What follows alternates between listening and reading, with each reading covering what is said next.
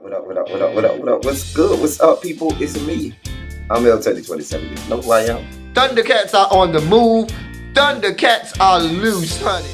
He's about the business of dipping spoons into sugar bowls. Anyway, real girls do real things.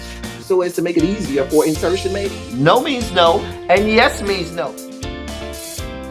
What up, what up, what up, what up, what up, what up, what up? What's good, people? What's up, what's up, what's up? It is me, L3027, and I am back for yet another review.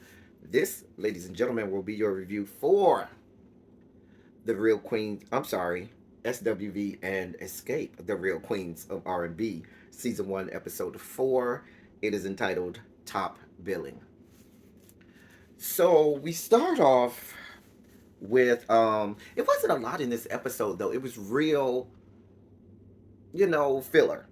So we start off with Coco and Taj at the end. They're working out, and then we see them at the end of their workout.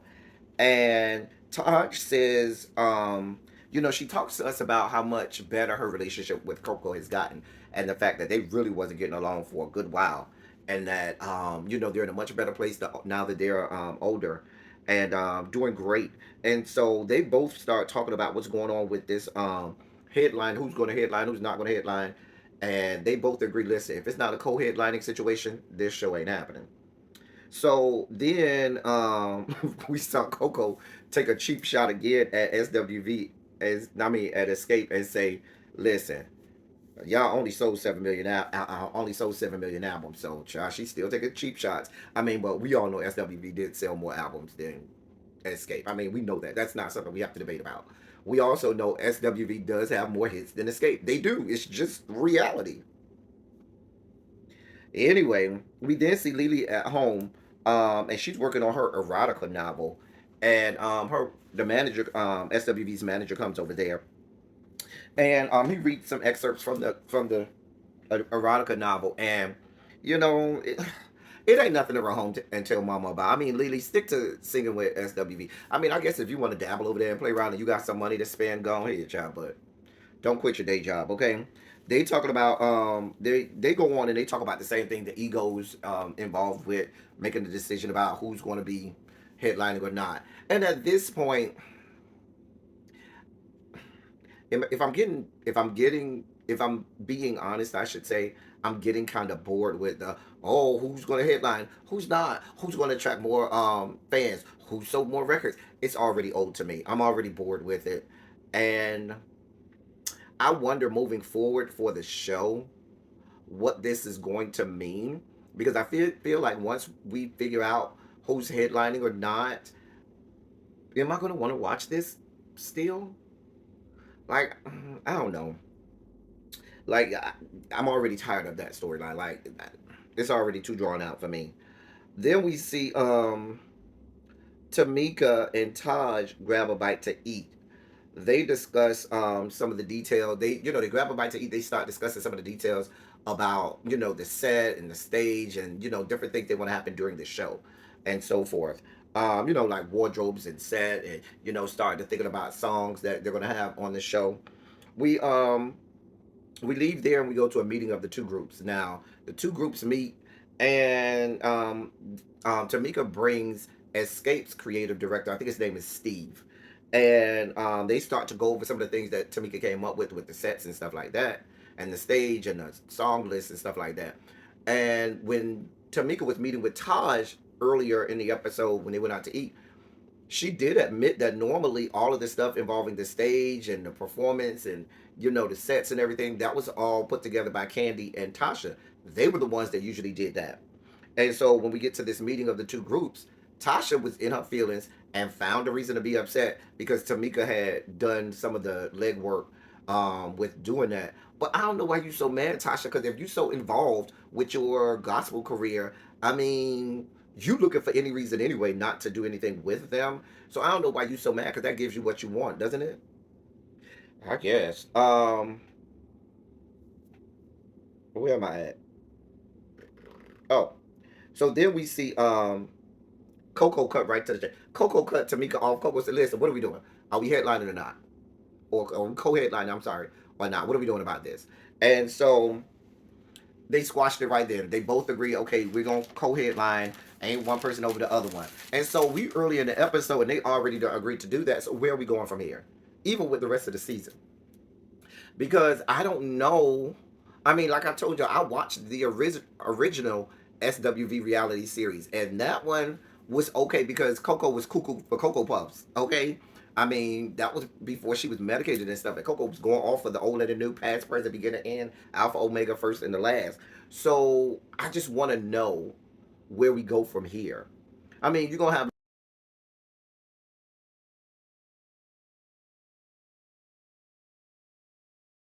I don't know, but anyway, everybody seems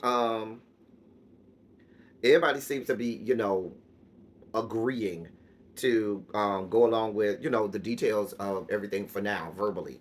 So they said, I think it's supposed to be Candy, Tasha, and Coco is going to come up with the song order and song selection. The set design and all of that stuff with the staging is going to be and Taj and Tamika, and then the wardrobe is going to be Tiny and Lily. I think that's what it was. So then we get Coco, and she brought her son Jay Michael. I told you she was calling him Jalen last episode, and like I said, I've been following him for a while on social media. His name is Jay Michael on social media, so she was calling him Jay this week. I don't know. Anyway, they go over to Candy's studio to meet up with Candy and Tasha to go over the song selection and song list. And so Tasha came a little bit late, and so they planning the song list. So Candy keeps asking Tasha, "Well, what about this song? What about?" And Tasha's like, "I don't know, whatever."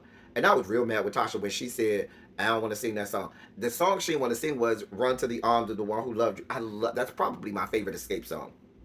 And I think Tamika, believe it or not, has a lot of leads on that song, especially in the vamp. And so I was real mad when they said, when Tasha was like, "I don't want to do that song," 'cause that is my favorite Escape song. But Tasha's vibe was off, and even Coco said, "Listen, I don't know what's going on between Tasha and Candy, but the tension ain't cute." So then we see Tasha and Tamika meet up with the Steve guy, and they go over the stage and the setting, and they just coming up. They kept coming up with all of these elaborate things that was gonna be real expensive, and they had a little ticker at the bottom showing how much money they was, adding up and everything. It was real expensive. I'm like this: go out there, have on a cute outfit, and sing. That's it. I don't need no backdrops. I don't need all this fancy stuff. All I need you to do is be out there, a cute outfit, a cute boot, a cute wig, your background dancers, background singers or whatever. Maybe one or two background dancers. If you don't even need that from me, but I just need you to look good and sing. And that's it. All of these props and all of that stuff. I don't need all that. I don't need all that. I don't even pay no mind. I don't even pay no attention. That's for people who can't sing. But if you can say, for example, when I go to my Janet concert, now Janet ain't no singer like that, but I love my Queen Janet. I'm looking for the props, the set, all of the stage, the lighting, all of the fireworks, pyrometrics, and everything. I'm looking for all of the bells and whistles because Janet ain't a singer like that. So I need the atmosphere to be right. But I guess, honey. Candy then meets up with Don Juan, and they discuss some of the escape issues. I ain't really care. I mean, this is not Candy's show. So Candy meeting up with Don Juan. Oh God, there goes my phone making all that noise. Um, Coco, Taj, and Coco's son Jay, they go over to. I think they went over to Rashida's store press. I thought that was Rashida's store they went to. We ain't see Rashida, but I think that was her store they went to go just go shopping and buy some stuff. And that's when Coco tells Taj to talk to Jay about quitting dental school. And she talked to him, tried to tell him all the right things about having singing as a fallback plan, but having a solid career. He's young. He ain't gonna try here. Listen, when you're that young, you always do the opposite of what your parents tell you to do, and don't care. So all that Taj just said, baby, she can talk to. She's blue in the face. That young man is gonna do what he want to do anyway, and he want to sing right now, and he may not want to sing next year. I don't know. He's not gonna listen to reason. We then see Escape. They're at rehearsals. So then we have the rest of the episode is Escape showing you Escape at rehearsal, and then showing Tasha at her house with her husband Rocky, because Tasha ain't go to rehearsal. So we start off at rehearsal. Tasha ain't there. Ain't nobody seen or heard from her. She ain't answering nobody in the group text. They asked the road manager where she at. She ain't there. At Tasha house, she with her husband Rocky, and they're celebrating the fact that they got the record deal. She's about to sign it. He's her, I guess he called himself her husbander or husbander or something like that. The same thing Chris Bassett was to Candace a couple of seasons ago. You see that ain't work out. Um, so I don't agree with a spouse or a parent being the manager. That's a whole nother story. Um, and so they're all happy about that. She's glad that she's going to actually own her masters this time because I guess Escape don't own their masters. But I thought Candy wrote a lot of that stuff. But I guess maybe So Deaf still owns it. I don't know who owns it, but she was saying that they don't own no masters. I guess I don't know. That sounds not good. Um, Rocky asks her, what does the deal mean for Escape? She don't know. I mean, she knows, she just doesn't want to verbalize. What it means is she don't want nothing else to do with Escape, but she just doesn't want to verbalize that. So there, and the reason that she doesn't want to, let me go back to that. The reason that she doesn't want to verbalize that is because of something that Candy said when she was meeting with Don Juan. She always wants to be able to have Escape in the back pocket. So when, not if, but when this gospel deal, goes bottoms up and doesn't work out, she always has Escape to fall back on and can make money off of that. Because let's be clear, gospel is very fickle and who they are and they aren't going to allow inside that arena. It's not a whole lot of secular singers that come over there and have lasting fame in gospel. You might have a one-off where you have one album that you do and maybe that album's pretty good, but to talk about several albums, a whole rest of your career in gospel, I don't know, sweetheart. I mean, the only person that I can think about that did that and their gospel career was probably more, well, not more successful, but lasted longer, was Candy Staten. Candy Staten, we know her from Young Hearts Run Free when she sang secular back in the 70s, but then in the 80s, she quickly, she got saved, sanctified, filled with the Holy Ghost and mighty burning fire, and had a gospel career and has had several um, nice gospel albums. But I'm trying to think, and I might be missing somebody. And I'm not talking about people who had like one-offs, one good gospel album, and then that was it. And all you really know them for is their secular album. For example, Denise Williams. Denise Williams switched over to gospel, I believe, in the late 80s. But I think that was a one-off. We know Denise Williams for her secular music. Anyway, um, back at the rehearsal, Tasha still ain't there. The road manager says she's showing up. She told them she's showing up when it's time to go on stage. She ain't showing up for no rehearsals. Fuck rehearsal. Fuck sound check. Fuck everything. Just call me when it's time to literally go on stage. I roll up right on stage with y'all. Hopefully I have on the right outfit. Child, a mess. That's a mess. That's a whole mess. Candy says we can't keep letting her do this to us, but you still keep letting her do it to you. And for all of this, that, and the third, that you and Tiny was screaming about, oh, the people see it for us more because we have a backing from reality TV. Well, if they coming to see you sing, baby, these are the people who are coming to see you sing. And they ain't coming to see the three of y'all sing. They coming to see the four of y'all singing. So for all that y'all was telling SWV, y'all ain't got it together as a group. You may have it together on reality television, but that doesn't necessarily transfer because them people want to see y'all see the four members of Escape, not three. And it sounds good for you to be saying, oh, we're gonna do it without her, but baby, Tasha got a lot of leads. Tasha got a lot of leads. And y'all are getting older. The voices ain't like it used to be either. Anyway, back at Tasha's house, she tells her husband that she don't know what the deal means for her in Escape, and she really only wants to focus on her gospel record deal. She don't really care about the Escape and what they got going on. I'm gonna focus all my energy on my gospel deal and keep it moving.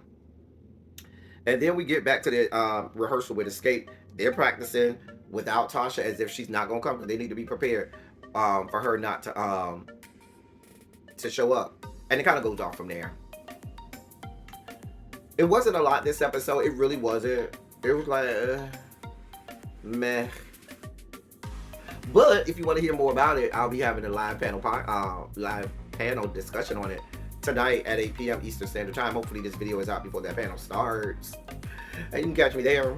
that's all I got for y'all. Like I said, they're gonna have to do more because I'm already getting tired of the storyline, and we only on the fifth episode, the fourth episode of the first season. I'm already tired of some of the storylines. I don't know if it's gonna hold up, y'all. That's all I got for y'all. Until next time, thank y'all for coming. Y'all drive safely. I'm out.